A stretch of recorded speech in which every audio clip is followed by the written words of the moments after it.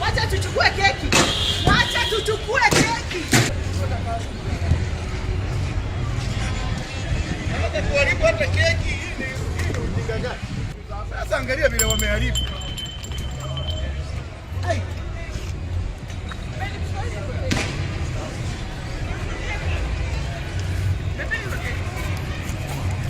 Yaani brother. Bali hiyo madharau makubwa. Hapa hizo maji. Fanya twende. Ndio tulizoea hapa. Ndio gani wewe?